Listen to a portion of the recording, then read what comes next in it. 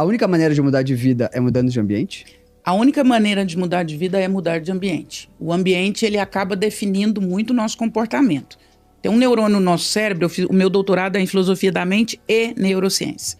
O neurônio espelho, o nome já diz, ele espelha comportamento, ele espelha sentimentos. Você tem um filho de que idade? 7. Se você passar ali e ver um acidente, uma criança de 7 anos arrebentada no chão, ensanguentada, o que você vai sentir? Eu vou socorrer. E imediatamente você vai fazer uma remissão ao seu filho, não vai? Ou uma situação parecida? Porque o seu neurônio espelho na hora ativou e te fez uma comparação em relação ao que você vive.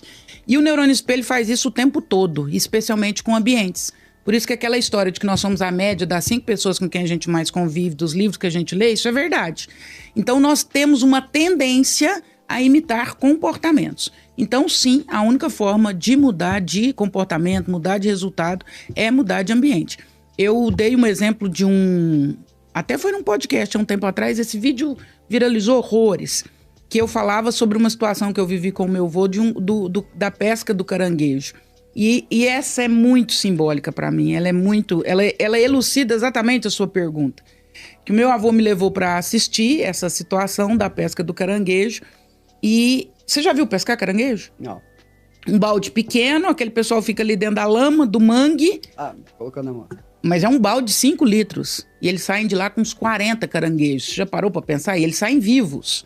Porque ele chega lá no lugar vivo, na barraca. Porque senão ele entra em deterioração e já não tem o mesmo sabor. Então eles põem ali 40 caranguejos dentro do balde. E a minha curiosidade durante a pescaria era exatamente essa. Como que esses caranguejos não saem do balde? Aquele tanto de caranguejo dentro de um baldezinho de 5 litros. E aí meu avô falou uma frase que foi emblemática. Ele falou, primeiro você cala a boca, fica fazendo pergunta demais. Porque para aprender a gente primeiro precisa observar. Eu observei mais uns 20 minutos depois, ele falou, agora você pode perguntar. Eu falei, como que os caranguejos não saem do balde? Por que fica aquele tanto de caranguejo, tá tudo vivo e nenhum sai do balde? Ele falou, presta bastante atenção no que está acontecendo. Quando um está subindo pela borda do balde, os outros de baixo puxam ele para baixo. O caranguejo nunca quer que o outro saia do balde. Quando você está fazendo dieta, você vai arrumar 20 pessoas para falar para você não fazer, para te oferecer comida, para te oferecer farra.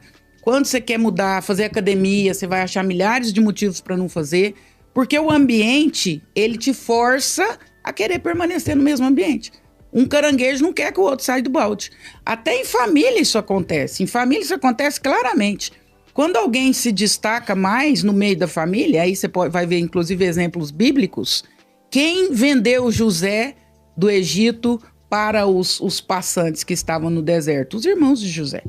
Quem matou lá dos irmãos Caim e Abel? O próprio irmão. Por quê? Porque quando você é diferente, você se destaca no ambiente, ou você sai do ambiente, ou o ambiente te engole. Você não tem outra opção.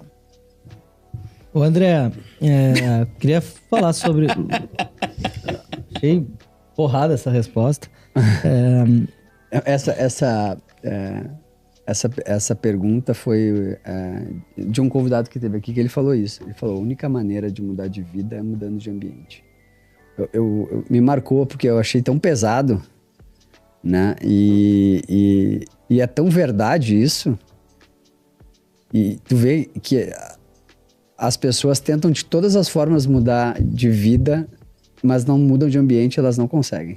Eu falo, Fer, que na minha vida aconteceu uma coisa muito simbólica em relação a isso. Nós somos 7 filhos. Minha mãe teve os 7, meus pais com muita dificuldade financeira.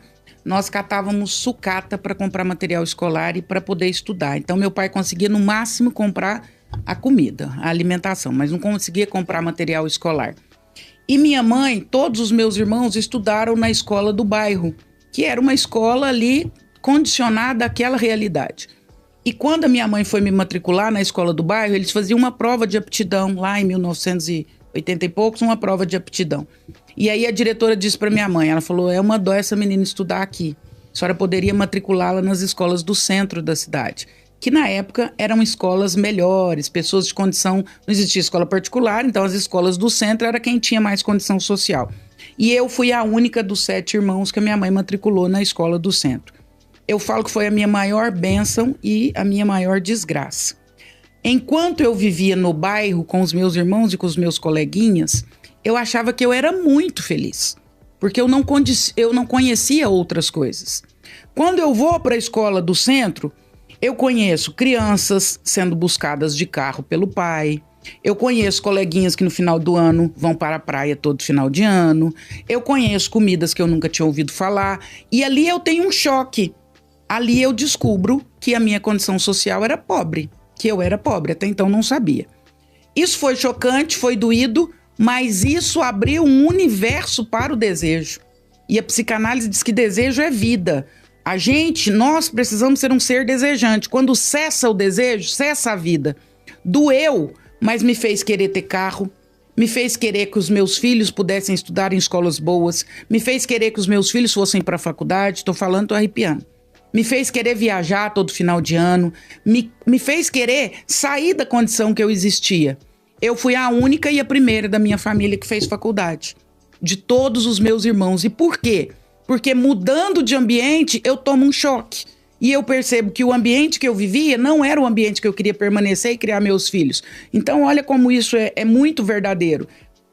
E eu falo isso o tempo todo e proporciono isso para os meus filhos o tempo todo. Vocês têm que conhecer vivências diferentes de vocês. Para quê? Para ampliar o desejo. Para querer mais. Não pode ficar ali estratificado. Tem que sempre olhar para uma perspectiva de pessoas que estão fazendo coisas diferentes, coisas melhores, outros assuntos, outras situações. Para quê? Para abrir perspectiva. Então, mudando de ambiente, eu puxo para cima. Eu quero ficar melhor, eu quero crescer. Vamos falar sobre desejo. Deixa eu só aproveitar para fazer uma pergunta em relação a isso. Por que toda família tem um tio rico?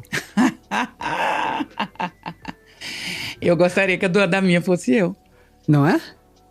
Estamos lutando aí, né? Estamos correndo atrás. Eu sou a tia que trabalha muito. Não começa que eu vou perguntar sobre o ego. Eu sou a tia que trabalha muito. Friday. Toda família tem um tio rico e toda família tem um tio que tem que chegar de São Paulo na hora do velório. Aí demora a enterrar o morto porque o tio tá chegando. Toda família tem. Pelo menos em Minas tem. Na minha tinha. Mas por que tu acha que toda família tem um tio rico? Eu não sei se existe uma teoria, né, para isso, assim. Eu tenho alguns palpites. Eu acredito que sempre tem alguém que se destaca, que é um pouco fora da curva. E aí eu tenho, claro, minhas teorias pessoais. No meu caso, eu sou a 7ª filha. Minha mãe já estava cansadíssima de criar menino. Então ela não tinha muito tempo para me formatar dentro daquela educação formal que ela e meu pai conheciam.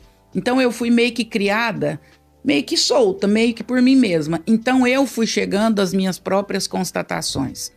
O Piaget fala uma coisa muito interessante sobre desenvolvimento de criança. O Piaget vai dizer que a criança adquire moral não é pelos pais e nem é pelos livros. É uma evolução natural. Assim como a lagarta vira borboleta, por uma evolução natural. E o Piaget, inclusive, vai fazer essa comparação. E eu acredito em partes nessa teoria. Eu acho que, de certa forma, nós formatamos os nossos filhos. Mas eu acho que uma dose de liberdade dá a eles essa possibilidade de ir além. Eu fui essa criança que meu pai e minha mãe não tiveram muito tempo de me formatar. Então eu comecei a experimentar e a ver vivências que não eram as deles. E acabei criando uma mentalidade diferente dos meus irmãos. E aí desagou aonde desagou, que eu acabei crescendo mais do que o meu nicho familiar ali. Essa é a minha história. Ô André, eu tava esse final de semana conversando com um amigo que ele coordena funcionários de vários restaurantes, né? Então, assim, um pessoal que trabalha de cozinha, auxiliar e tal.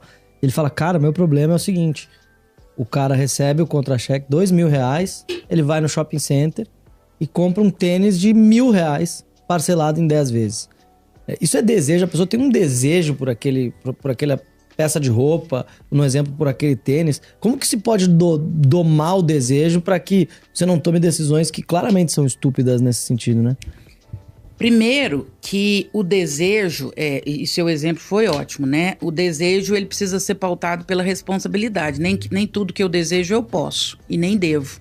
Uhum. A métrica é sempre posso, quero e devo. Desejar é maravilhoso e tá tudo certo. Eu desejo ter um avião para eu não precisar pegar voo comercial. Posso? Não. Devo? Então, posso, quero, devo. Eu devo fazer essas 3 perguntas. O desejo, ele não precisa necessariamente... E aí, eu ainda vou um pouco além. Uma pessoa que ganha 2.000 e compra um tênis de 1.000, não é o desejo do tênis, é o desejo do status. Uhum. O desejo não era o tênis, o desejo era ter status. E aí, a gente precisa se perguntar que tanto que eu estou disposto a pagar pelo status, né? Eu tenho condição de manter uma vida de status, sendo que eu preciso do básico? A pirâmide de Maslow vai dizer lá das necessidades básicas do ser humano e depois a gente vai evoluindo nessa pirâmide. Se você não tem ainda saúde, segurança, moradia, o mínimo, você já vai pular para o segundo degrau da pirâmide ou o terceiro, que é status. Então, o desejo, ele nos move, ele precisa existir. Mas o fato de ter desejo não quer dizer que eu tenho que atender ao desejo, não. Quem atende a desejo o tempo todo é animal. Animal vive baseado no desejo. Então, ele tem desejo, ele tenta cumprir o desejo. Ser humano precisa desejar, mas precisa fazer filtro no desejo. E precisa saber separar também. O Titãs tem uma música maravilhosa que ele fala no refrão: desejo, necessidade, vontade. Sempre que você sentir alguma coisa, se pergunte se é desejo, se é necessidade, se é vontade. E aí você vai a partir dessas perspectivas. Se for necessidade, precisa cumprir. Comida, saúde, segurança, moradia, isso é necessidade. Aí eu vou pôr a necessidade abaixo e o desejo acima, aí é uma imbecilidade aí. Mas como que se trata alguém que faz isso repetidamente? O que se diz para um paciente que chega, cara, eu tô talvez cedendo demais ao desejo, seja ele qual for, de alguma coisa que está prejudicando a pessoa financeiramente, ou de saúde, ou emocionalmente. Mas ela sempre, quando tem aquela oportunidade, que teve ali um momento onde o cara estava na loja, pegou o tênis na mão e cometeu o ato estúpido, né? Como que se controla nesse momento quem tem um comportamento assim? Todos os desejos que desaguam num ato estúpido, e aí agora eu vou falar da minha metodologia. Cada um tem a sua e capaz que os meus colegas de saúde mental aí vão arrancar a roupa e brigar comigo, que é sempre isso que acontece quando eu me posiciono assim. Eu acho que esse tipo de pessoa precisa sair da infantilidade e do corpo de criança, da mentalidade de criança. E aí esse paciente, teoricamente, ou esse amigo que te pediu um conselho, ele precisa de um choque de realidade. Além da terapia, ele precisa de um choque de realidade. Eu sou casado e eu desejo muito a fulana de tal, e eu estou quase cedendo a esse desejo. O que eu preciso? Eu preciso vergonha na cara. Eu preciso entender qual foi a minha opção. Ninguém te obrigou a casar e ninguém te obriga a ficar casado, e nem pôs um revólver na sua cabeça. Então, se você resolve ir além desse desejo, e de novo, os meus colegas vão falar um monte. Eu até vou te ajudar a analisar esse desejo. As sessões até vão se seguir. Nós vamos ficar alguns meses conversando sobre isso. Se você tem um problema referente à maternidade, ao seu complexo de Édipo, à sua transferência sexual, nós vamos trabalhar isso tudo. Mas também nós precisamos trabalhar a questão da vergonha na cara e do choque de realidade. Eu ganho 2.000 e compro um tênis de 1.000. Eu preciso trazer essa pessoa primeiramente, aí é a minha metodologia. Depois nós vamos trabalhar o que está por trás desse comportamento.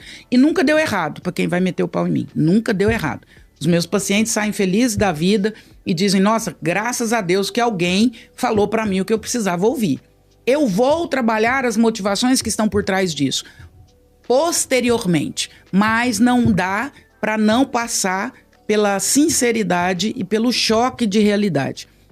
E se eu te dissesse que a maneira mais poderosa de conquistar o coração de um homem não é com sua beleza, seu charme ou mesmo sua confiança, mas com uma única frase dita no momento certo? Porque quando você aprende a arte de fazer elogios sutis, você atinge uma parte dele que quase ninguém mais atinge. E é aí que ele não consegue evitar se aproximar. Sou Andrea Vermont, psiquiatra, psicoterapeuta e escritora, e há décadas estudo as emoções humanas, a inteligência emocional e os segredos da mente. Hoje quero compartilhar com você o que aprendi em minha prática clínica, em minhas pesquisas e na convivência com milhares de pacientes e leitores. Veja bem, a maioria das pessoas pensa que os homens não precisam de elogios, ou pior, que os ignoram. Mas aqui está o segredo: os homens anseiam por eles.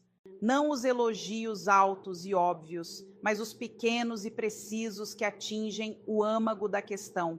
Um comentário sobre como ele lidou com um momento difícil, a maneira como você percebe o esforço dele quando ninguém mais percebe, ou até mesmo o discreto gosto do seu jeito de pensar quando ele compartilha algo pessoal. Essas pequenas gotas de validação criam ondulações que se transformam em ondas de atração. Antes de compartilhar os elogios exatos que deixam os homens obcecados, curta esta publicação se você já sentiu que os homens são difíceis de decifrar. Isso ajuda a mensagem a alcançar mais pessoas e você não perderá o próximo segredo que estou prestes a revelar. E meninas, vocês já conheceram um homem que parecia completamente interessado em vocês e de repente se afastou?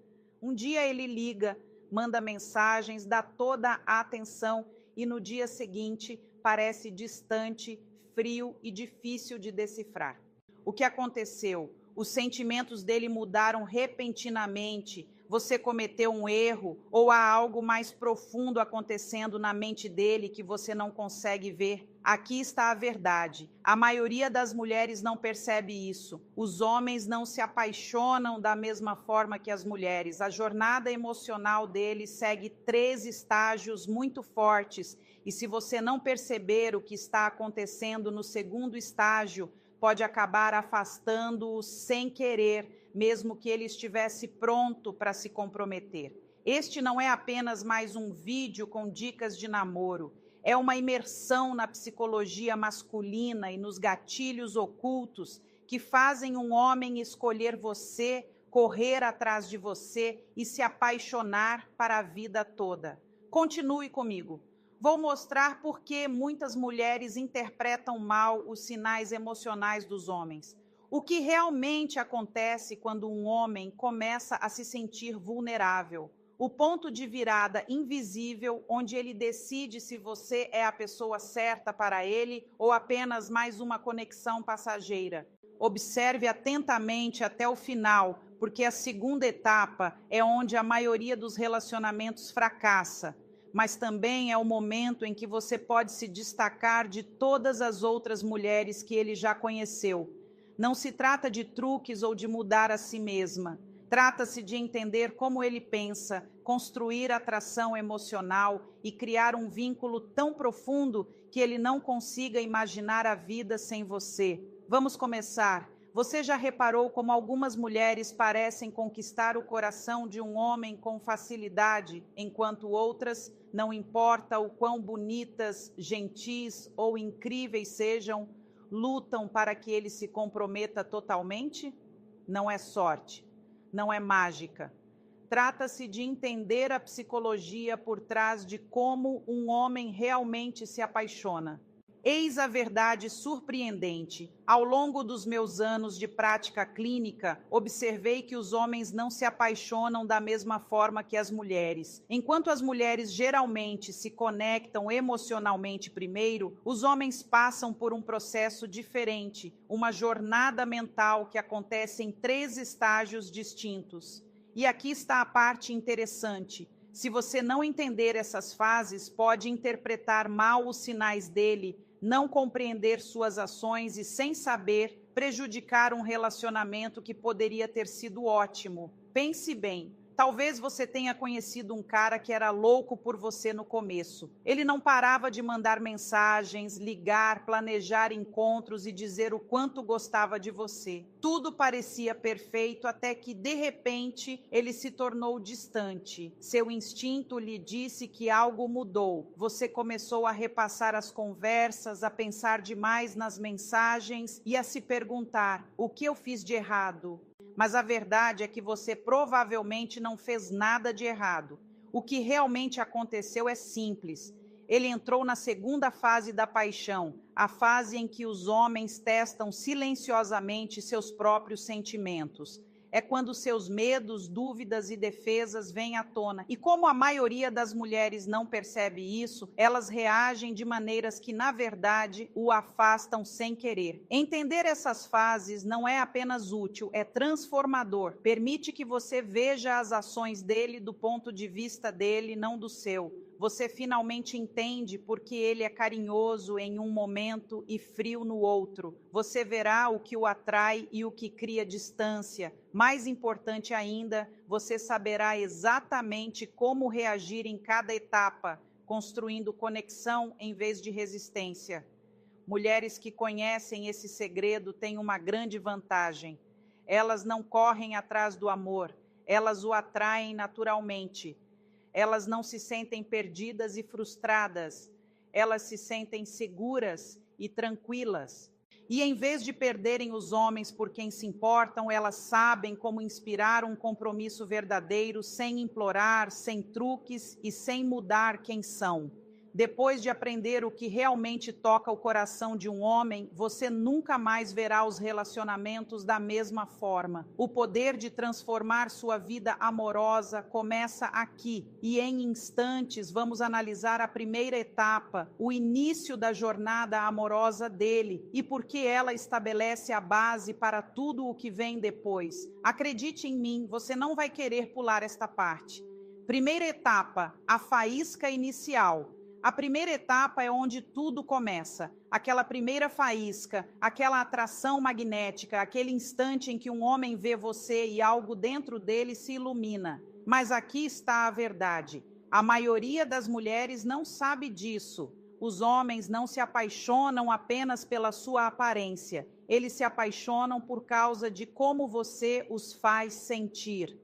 Nessa fase inicial, quando um homem te conhece, o cérebro dele busca sinais instantaneamente. Ele percebe sua energia, sua presença, seu jeito de se mover e sim, sua aparência. Mas esse é apenas o ponto de partida. O que realmente importa é se você desperta a curiosidade dele. Se ele sente que há algo diferente, algo intrigante em você, o instinto dele o impulsiona a querer mais. Nesse momento, os homens são movidos pela excitação emocional. Não se trata apenas de atração física. Trata-se de mistério, diversão e da sensação de possibilidade. Quando você desperta esses sentimentos, a mente dele começa a imaginar um futuro, ainda não sobre compromisso, mas sobre o que poderia acontecer. É por isso que os homens costumam agir com tanta ansiedade no início, ligando, mandando mensagens, planejando e demonstrando interesse. Mas é aqui que muitas mulheres se enganam. Elas pensam que essa paixão inicial significa que ele já está profundamente envolvido. Ele não está, ainda não. Agora, ele se sente atraído por você, mas o coração dele ainda não decidiu se você é alguém com quem ele quer um relacionamento sério. Se você apressar a aproximação, ceder demais ou pressioná-lo por esclarecimentos muito cedo, corre o risco de interromper o fluxo natural da atração, e isso pode afastá-lo antes mesmo que ele entenda o motivo. O segredo da primeira fase é equilibrar a energia dele sem correr atrás dela. Mantenha um pouco de mistério. Deixe-o sentir a emoção de descobrir você aos poucos. Quando um homem sente que está conquistando seu tempo e atenção, em vez de recebê-los com muita facilidade, algo profundo dentro dele se desperta. Ele passa a vê-la como valiosa. Ele a considera com mais respeito. E aqui está a reviravolta. Mesmo que tudo pareça incrível agora, a primeira fase é apenas o começo, porque assim que a primeira onda de empolgação passa, algo muda na mente dele. E é aqui que a maioria das mulheres é pega de surpresa. É o momento em que ele entra na segunda fase, onde seus sentimentos são testados, seus medos aparecem e seu comportamento muda de maneiras que a confundem. A primeira fase chama a atenção dele, mas a segunda conquista o coração. E daqui a pouco vou mostrar porque tantas mulheres, sem perceber, falham na segunda etapa e o que você deve fazer para que ele se apaixone ainda mais em vez de se afastar. Segunda etapa, o teste emocional. Esta é a etapa em que tudo muda, a etapa que a maioria das mulheres nunca vê chegar. A segunda etapa é o momento em que um homem começa a questionar suas emoções. Não porque ele não goste de você, mas porque seus sentimentos despertaram algo mais profundo dentro dele. E se você não entender o que está acontecendo aqui, é nesta etapa que tudo pode desmoronar. No início, na primeira etapa, ele está animado, curioso e atraído por você. Mas quando a segunda etapa começa, a mente dele muda do desejo para a dúvida. Ele começa a se fazer perguntas como: Será que ela é realmente o que eu procuro? Consigo me imaginar com ela a longo prazo? Me sinto seguro o suficiente para me abrir de verdade? Essas não são decisões claras que ele toma de propósito. São gatilhos emocionais que surgem naturalmente e que podem, de repente, fazê-lo agir de forma distante, distraída ou imprevisível. É exatamente por isso que tantas mulheres se sentem perdidas e começam a entrar em pânico. Você percebe a mudança na energia dele e imediatamente presume que ele está perdendo o interesse por medo. Você pode mandar mais mensagens, pedir reafirmações constantes ou confrontá-lo sobre seus sentimentos. Mas aqui está a dura realidade. Quanto mais você o pressiona durante essa fase, mais rápido ele se afasta. A segunda fase não significa rejeição, mas sim hesitação. É a defesa emocional natural dele. Em minha prática, observei que os homens temem a vulnerabilidade tanto quanto desejam a intimidade. E nessa fase, ele está inconscientemente testando se o vínculo que sente com você é forte o suficiente para superar suas dúvidas. O maior erro que muitas mulheres cometem aqui é reagir em vez de compreender. Quando você o pressiona por respostas, tenta resolver o problema ou cede demais na esperança de trazê-lo de volta. Isso só comprova suas preocupações e o faz sentir que o relacionamento pode estar avançando rápido demais ou sem equilíbrio. A verdadeira chave para superar a segunda fase é manter a estabilidade emocional. Permita que ele resolva seus próprios sentimentos sem imaginar o pior cenário possível. Mantenha a confiança. Continue vivendo sua vida. Mantenha seus limites e mostre por meio de suas ações e não de palavras desesperadas que você está segura de si. Quando você lida bem com essa fase, algo incrível acontece. As dúvidas dele desaparecem, os medos se acalmam e ele começa a confiar de verdade no que sente. Essa confiança é o que o impulsiona para a terceira fase, a fase em que ele não apenas te quer, ele te escolhe. A maioria dos relacionamentos desmorona na segunda fase simplesmente porque nenhum dos dois entende de verdade o que está acontecendo. Mas se você conseguir atravessar essa parte com paciência e segurança, construirá o tipo de vínculo que faz um homem se apaixonar não apenas, mas se comprometer de verdade. Terceira etapa, o compromisso verdadeiro. Este é o ponto de virada em que tudo muda. Na terceira fase, o coração dele finalmente corresponde às suas emoções. A incerteza, a hesitação, os testes, tudo isso desaparece à medida que ele se entrega completamente a você. Mas chegar a essa fase não acontece por sorte. É o resultado da confiança, da conexão e da compreensão construídas nas fases anteriores. Quando um homem entra na terceira fase, ele para de se perguntar se você é boa o suficiente para ele. Em vez disso, ele começa a imaginar uma vida com você. A atração dele não é mais apenas física. Ele se sente seguro, conectado e profundamente compreendido. É nesse momento que ele baixa a guarda e se permite ser vulnerável de maneiras que raramente demonstra a alguém. Mas aqui está a verdade oculta. O compromisso para um homem não se resume apenas ao amor. Trata-se de segurança. Ele toma a decisão de ficar, investir e construir uma vida quando sente três coisas fortes: que é aceito como é, que o relacionamento o ajuda a se tornar uma versão melhor de si mesmo e que estar com você parece natural e não forçado. Na terceira etapa, o comportamento dele mostra uma grande mudança. Ele começa a colocá-la em primeiro lugar. Ele faz planos para o futuro pensando em você. Ele a inclui em seu círculo íntimo, seus amigos, sua família, seu mundo.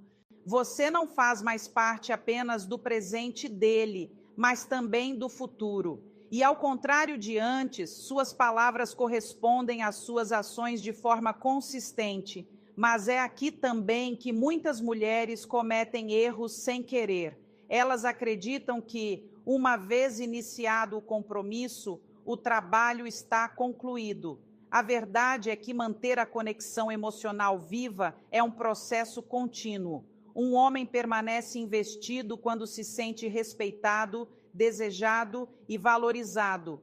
Quando você continua nutrindo o vínculo em vez de considerá-lo garantido, você o fortalece como nunca. Também é importante saber que os homens anseiam por algo que muitas vezes passa despercebido: liberdade dentro do amor. Quando ele sente que pode ser ele mesmo, perseguir seus sonhos, desfrutar de seu espaço pessoal e ainda ser amado incondicionalmente, seu apego a você só aumenta. Quanto mais seguro ele se sente, mais naturalmente ele quer dar, se comprometer e ficar. A terceira etapa não se trata de truques, provar seu valor ou convencê-lo a escolher você. Trata-se de se mostrar como você realmente é e deixar o vínculo crescer naturalmente. Se você lidou com a primeira etapa com confiança e a segunda com paciência, a terceira etapa é a bela recompensa. É o momento em que o amor se torna confiança, o desejo se torna devoção e a atração se transforma em uma verdadeira parceria. Esta é a etapa em que relacionamentos duradouros são construídos, em que o amor deixa de ser apenas um sentimento e se torna uma escolha. E quando um homem escolhe você aqui, não é algo temporário, é intencional, real e poderoso o suficiente para durar para sempre. Mas aqui está o ponto. Chegar a esse ponto não significa mudar quem você é para se adequar a ele. Significa entender o caminho emocional dele e acompanhá-lo naturalmente. É quando você para de se preocupar em mantê-lo por perto e começa a criar um vínculo onde ele escolhe ficar sem hesitar. O terceiro estágio é quando ele para de fugir do amor e começa a correr em sua direção. Os erros que afastam os homens. Mas antes de prosseguirmos, precisamos falar sobre algo que destrói mais relacionamentos do que quase qualquer outra coisa. Os erros que silenciosamente afastam os homens. Esses erros nem sempre são óbvios ou evidentes. Muitas vezes são pequenos hábitos sutis que se acumulam com o tempo e a maioria das mulheres nem percebe que os está cometendo. O primeiro erro é se doar demais, cedo demais. No início você está animada, gosta dele e quer demonstrar o quanto se importa. Mas quando você investe muito do seu tempo, energia e atenção antes que ele esteja emocionalmente envolvido, ele não se sente mais próximo, ele se sente pressionado. Em minha experiência clínica, observei que os homens precisam sentir que estão escolhendo você e não sendo arrastados para algo para o qual não estão preparados. O segundo erro é buscar reafirmação constante. Talvez ele pareça um pouco distante, responda mais devagar ou haja como se estivesse distraído. Naturalmente, você quer respostas. Então, começa a mandar mais mensagens, ligar mais ou perguntar: você ainda gosta de mim? Ou aconteceu alguma coisa? Mesmo que sua intenção seja se importar, isso aumenta a pressão. Em vez de aproximá-lo, faz com que ele se afaste, buscando espaço. O terceiro erro é tentar controlar as emoções dele. Isso pode se manifestar de maneiras sutis, checando constantemente como ele está, esperando respostas rápidas ou pressionando por esclarecimentos antes que ele esteja pronto. Ao longo dos anos, observei que os homens geralmente precisam de tempo para processar seus próprios sentimentos, especialmente na segunda fase. Quando se sentem encurralados, seu instinto é se retrair.